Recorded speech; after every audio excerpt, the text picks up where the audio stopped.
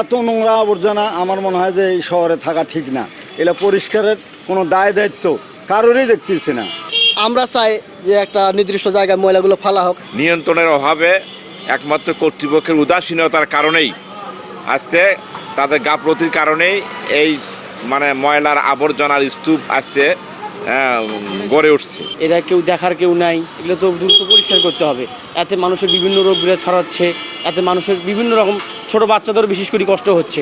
গাইবান্ধা শহরে নোংরা আবর্জনা তো বরাবরই দেখতেছি, রাস্তায় পড়ে আছে, ড্রেন পরিষ্কার করতেছে, সেগুলো ভালোভাবে পরিষ্কার করতেছে না, পরিষ্কার করলেও ওইভাবে হচ্ছে না।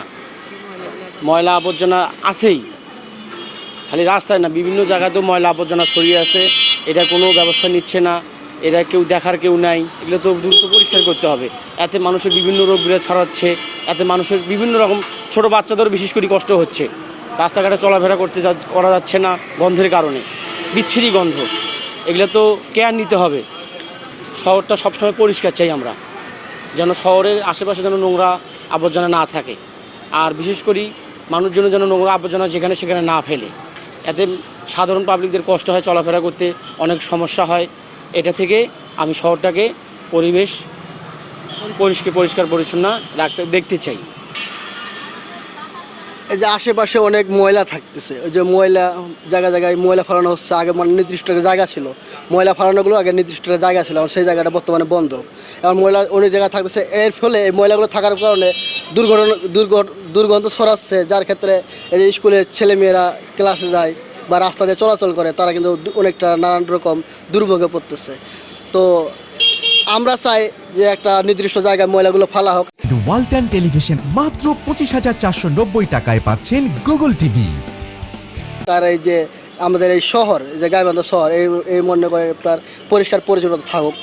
পরিষ্কার পরিচ্ছন্ন থাকলে মনে করেন একটা চলতে ফিরতেও সুবিধা আছে, তারপরও মানুষও সুস্থ থাকবে, মানুষ আর অসুস্থ হবে না। আমরা গাইবান্ধা শহরের পৌরসভার একজন বাসিন্দা হিসেবে লক্ষ্য করছি যে বিশেষ করে এই সরকার পতনের পরে এই শহরে আবর্জনার যে স্তূপগুলো আছে সেগুলো দেখার কেউ নেই। সেগুলো ক্রমান্বয়ে এমনভাবে পরিপূর্ণ হয়ে ভর্তি হয়ে রাস্তা পর্যন্ত আসছে, এবং পশুপক্ষী বিশেষ করে কুকুর সেগুলোকে আবার সারা রাস্তায় নিয়ে যাওয়ার কারণে মানুষের চলাচলের যে দুর্ভোগ এবং দুর্গন্ধের সৃষ্টি হচ্ছে, তাতে আমাদের চলাচল করা দুর্ভোগ হয়ে পড়ছে। এখানে কর্তৃপক্ষ যদিও আছে, কর্তৃপক্ষ কীভাবে বিষয়টা দেখছেন, তারা আসলে বিষয়টাকে মনে হয় তাদের যে দায়িত্ব, সেই দায়িত্ব কতটুকু তারা পালন করতেছে, এটার সবার প্রশ্ন। আমরা শহরের একজন বাসিন্দা হিসেবে মনে করি যে সব ঠিকই আছে, কিন্তু নিয়ন্ত্রণের অভাবে একমাত্র কর্তৃপক্ষের উদাসীনতার কারণেই আজকে তাদের গাফলতির কারণেই এই ময়লার আবর্জনার স্তূপ আজকে গড়ে উঠছে। এবং শহরের মেইন যে জায়গাগুলো, মেইন প্রধান সড়কগুলোর মোড়ে এই ময়লা আবর্জনা ভর্তি হয়ে, ডাস্টবিনগুলো ভর্তি হয়ে যেভাবে অস্বস্তিকর অস্বাস্থ্যের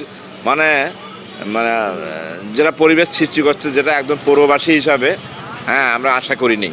সেই জন্য আমরা বলি যে আমাদের শান্তিপূর্ণ আবাস, শান্তিপূর্ণ যাতায়াত, শান্তিপূর্ণ চলাচলের ক্ষেত্রে পৌরসভা কর্তৃপক্ষ অতি সত্বর তারা এই ময়লা আবর্জনাকে পরিষ্কার পরিচ্ছন্ন করে সুন্দর শহরে পরিণত করবেন, এটি আমরা আশা করছি। এরকম নোংরা থাকলে অসুস্থ হবে, অসুখ বিসুখ হবে, মশা পোকামাকড় বেশি, একদম ক্ষতিকারক। হঠাৎ দেখা যায় একখানে আমরা দাঁড়াই, হয়তো হিরিস করি, একদম দুই পায়ে মশা, পর্যাপ্ত পরিমাণ মশা ধরে।